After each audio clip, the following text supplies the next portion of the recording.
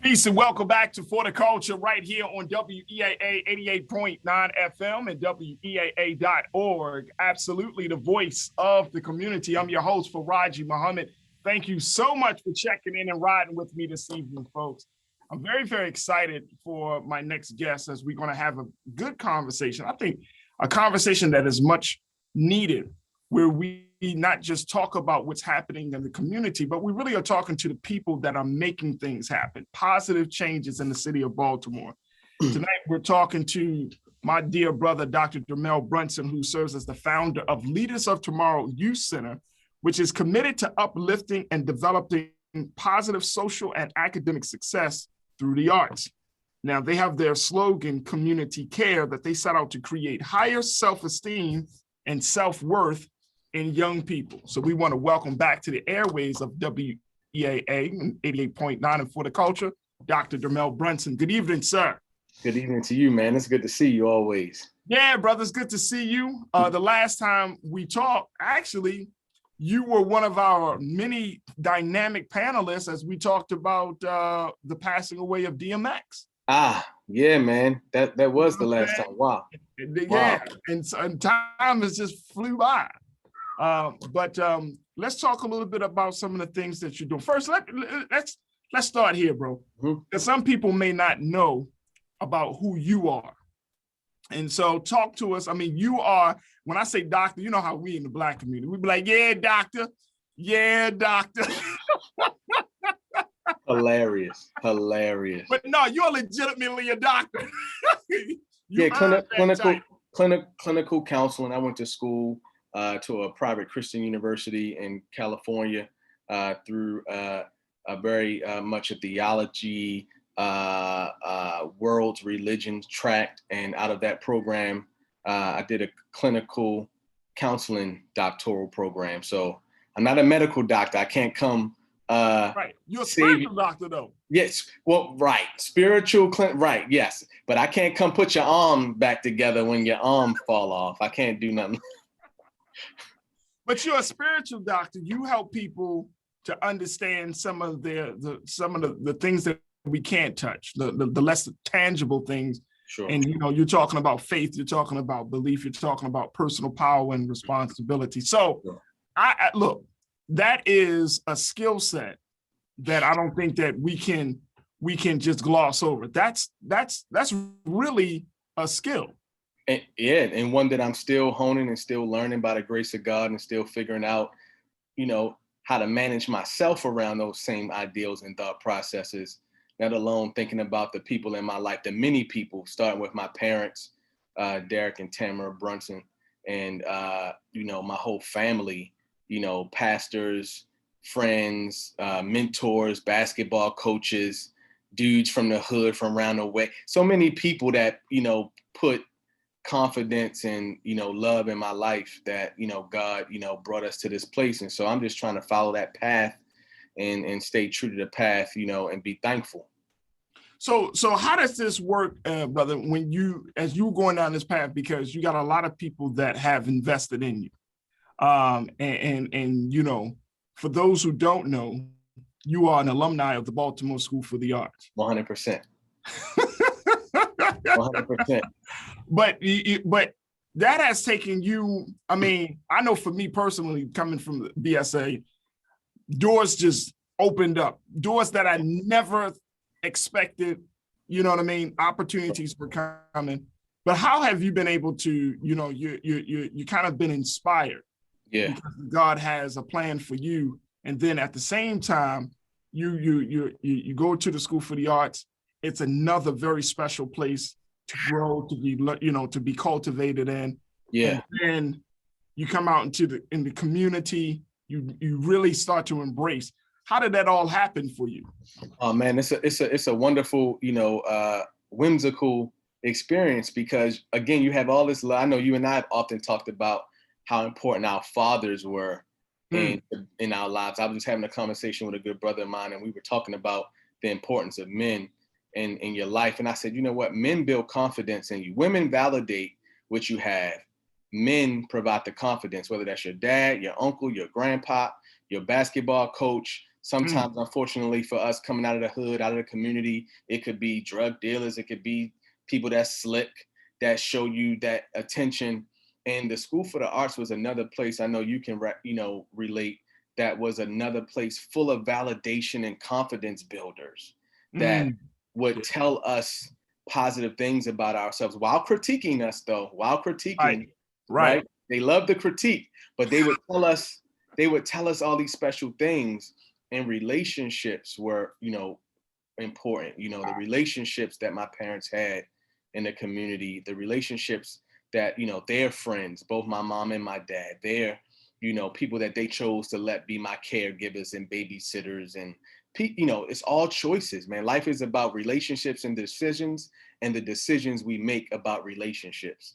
And so it's really just that simple. The relationship process is really where BSA began to pour into me and cultivate what I had learned from home with my parents and what I learned from the churches they took me to and the programs they put me in after school, basketball, summer camps, day and away camps that had an impact on my life, man. And so Baltimore School for the Arts was just another institution outside of, first, the family institution, second, the community institution, again, the religious institution. That's institution down there on Cathedral in Madison. Really, most of my important relationships now in my life have been because of people that I met at BSA. Yeah, absolutely. That's a great way of putting it. Excellent way of putting it. Folks, if you're just tuning in tonight here on For the Culture, I'm talking to Dr. Dermell Brunson, founder of Leaders of Tomorrow Youth Center. So Dermell, talk to us about the founding of this organization. Where in your growth, your development, your path, did you say, you know what, I'm going to do something different? You're not just talking about having access or creating access for children to do face painting. Right. You know what I'm saying? Right. This is, and I hate to use this cliche term, but it's art with a purpose. Yes. It's not random. Right. It's not random. So talk to us about the intentionality of LTYC, the work that LTYC does. So for me, it was always about, I was a musical kid first. My first, experience in love with the arts was definitely through music. And my mom sang in the choir at the church, still does, at Wayland Baptist Church, 3200 Garrison Boulevard. My grandmother went to Wayland. Stop playing. No, may God be pleased with her. My grandmother went to Wayland for many years of my man. What's your grandmom's name? Mayetta. I'm pretty sure my mother and them know. I'm sure she does. My grandmother, she's one of the ancestors now. But wow, man. Yeah, man. My grandmother was 90 years old, so and that's she was born to another connection for you and I. This is crazy. This connection is beyond crazy. So that experience. So being in, my sister and I, who's also my sister is a very budding, full of promising, musician and songwriter, music producer living out in LA. And she and I always talk about how we grew up in the alto section with my mom, like in between my mom and my Aunt Toots and Miss Gwen and Miss Angie, God rest her soul. It was just a bunch of people in that alto section in the choir. We grew up there. But even before I can remember that, I remember being in the house with my parents and them playing music and my aunts and my uncles and, dancing and cookouts and singing songs and making me do Michael Jackson and all of that kind of stuff, as a kid. And so that was my first experience with the arts before I became the on-staff drummer at my mom's church for 7 years. It's my first job that I went to regularly with pride, that paid me every 2 weeks. I got a check stub. I had to fill out paperwork I played from the age of maybe 10, 11 till 17. And so that experience, even before BSA and acting, as you and I were theater majors at BSA, really sparked me into how important the arts were into my life. All I cared about as a young man, and probably people might joke, all I still care about is arts, music, and basketball. Like as a young man, a concrete kid growing up in Baltimore City, those were the things that, beyond my parents and people around me putting, love into my life, was I liked the arts and entertainment, and I loved sports. And so, that those things created a trajectory which then led to me youth leading at a church in Owings Mills. My mentor, one of my most cherished mentors, Dr. David Brown, another mentor of mine, Miss Corinne Chase, that was leading the summer program at Morning Star Baptist Church in Catonsville, one of the best friends of my grandma, my dad's mom, Mary Ann Fitzgerald. And they hired me as a 13, 14-year-old kid on the summer camp staff. And that started to build my confidence, give me opportunity, put me in places of leadership as a young man. And I learned then that I cared about the kids and people who were coming behind me. And so graduating BSA, I started LTYC with another BSA alum, Ronald Fitzgerald, who was my brother and friend. We grew up together in Edmondson Village and going to after school programs together, then also matriculated through Twigs and BSA together. And so when I was youth leading at the church in Owings Mills under Dr. David, that gave me an opportunity to start a summer program, ideas that I had been sitting on for a couple of years that he allowed me to put out into the universe with his church. And that really evolved into LTYC. So we officially put it on paper. I was 19 years old when I founded LTYC. Wow. Folks, I want you to join me in this conversation as we talk to Dr. Dermell Brunson of LTYC, 410-319-8888, 410-319-8888. We're chatting it up with my brother, Dr. Dermell Brunson, talking about the path, but most importantly, talking about the work that he has been doing for many, many years, work involving youth development, work involving social justice, work involving arts and art development. So we want to hear your thoughts as we have this conversation. So what would you say, brother, is the biggest challenge that you've had to confront? Because your program, it goes into the schools. Break it down for us. How does your program operate? So we initially started as a summer program, as I mentioned. We then started doing workshops and after school support services. And so I was working for a reputable foster care agency in town, and another group of people who had a tremendous impact on my life, Al Laws and Win Family Services. And so when I was working in that foster care and working at group homes and Woodburn Center and other places in the state of Maryland doing youth services, when I would do my school visits, I realized that there weren't any arts programs, Farajii, in the schools. And we're talking 2004, 5, 6, 7, around those years. And so I didn't really, it impacted me, but I didn't move on it right away. We were still thinking that our niche was going to be after school summer. I wasn't thinking about anything in the school. And then after our program back in 2010, I believe, or 9, I believe, with that Ray Lewis organization, Ray Lewis 52 organization sponsored for us. We held it at Northwestern High School. That year was a pivotal year for us because I really started to see the need in the schools, and particularly Baltimore City. It was like, man, I'm going into schools and there's maybe a music program or an art or visual arts program, and definitely no theater, definitely not dance and media arts and all these other cool things that kids, especially in inner cities, want to come to school for. Like, right. Let's keep it 100. They're not coming for the standardized test. No. They coming to be social. Hey, look, man, we didn't even come for the standardized test of school of arts. No. Hey, look, I tell people I was not like the strongest student. Real talk. But in my arts, A's and B's, bro. Yeah. But in the other courses, I'll be like, yeah. I'll be struggling, Yeah, struggling. I told somebody that a few months ago. I was telling them how, myself and my core group of friends, like we all excelled in certain academics. Like we all had a thing that we did. Again, my friend that helped found LTYC, he was great at math. I mean, I remember this guy scored 100 on his geometry exam. Like, wow. I remember, I'm like, this smarter than I don't know what. And then, and my homeboy Mustafa and Mitchell, we all were good at like maybe history, but as a whole, we was not good at our academics at all. Like we were just not.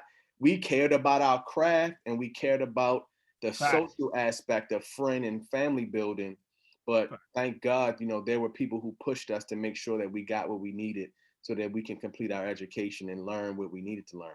So for LTYC, is this something that you guys go to the schools and you pitch your programs to individual schools, or is it at a point where, it gets the sign off by Dr. Santelises and other folks, some of the district, the area managers for the school system? They say, you know what, we need LTYC in these schools. How does I wish Dr. Santelises would sign off on something. In fact, if y'all want Calla to call me, my number is 410.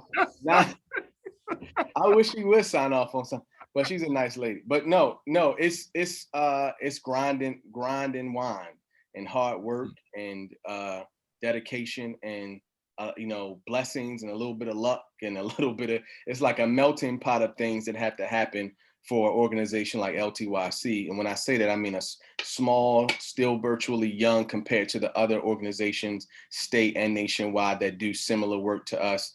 And let's keep it 100 on the HBCU station, Black led. So a lot of I'm gonna go right in right now because you're ready for the hot take. A lot of the stuff we gotta deal with, Farajii, is that systemic racism, prejudice. Mm-hmm. You're too young, you're too Black, you're too, you have dialect, you still sound, Dermell, like you come from Edmondson Village. Your English is a little broken at times, just a little slang in your tone. Mm-hmm. You want to have on this hoodie and this hat, right. And so it's all of these things that are still outdated in how we should deal with people that cause us to have challenges. So to answer your question, the biggest challenge is always funding. The biggest challenge is always opportunity. The biggest challenge is always relationship building and how people receive us, white or non-whites, in some cases even Blacks. Sometimes systemic racism, we want to keep it just to how whites treat other races, but sometimes within our own community, the images and the messages that we receive constantly through the media shape us and how we respond to each other. And so sometimes, right, there are people that are supportive and helpful or not. The thing that saved LTYC in Baltimore City, which is not surprising to me coming from a family with strong Black women, were the Black women principals.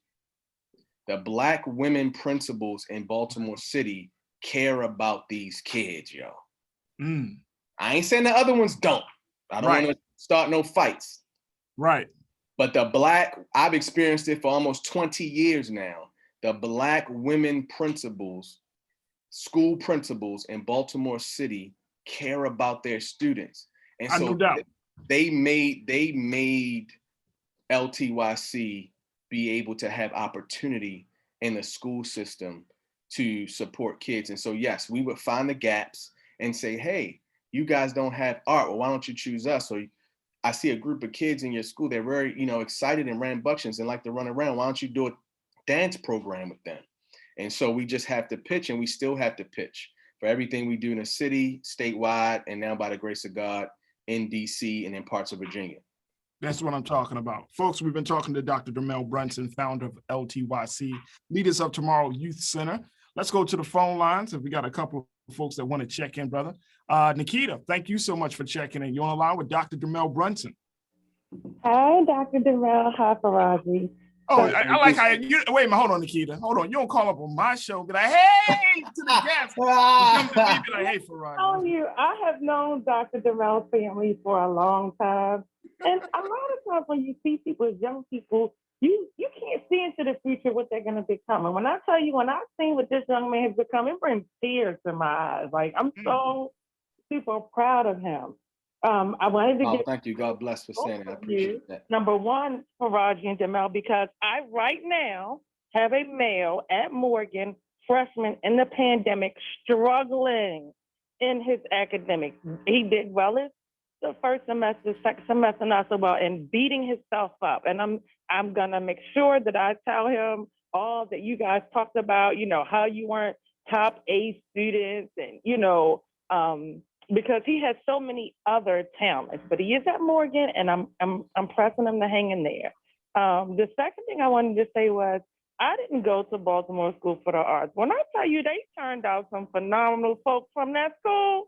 I'm here to tell you, Kenyatta, who runs Yatta's, who's up at Cardinal Sheehan, she awoke the arts in my oldest son, who was always into sports. And most of my boys play sports, or all of them did. But she awoke something in him that now he's looking at trying out for parts in different venues and plays. My middle son, Mr. Marcus Smith, who also graduated from the School for the Arts, got my son at City from the basketball court to sing on his choir, and my son absolutely loved it. So kudos and shout out to Baltimore City School for the Arts and for Dr. Dermell and those people who can wake that up in the young people, because you're right, it's really what they need.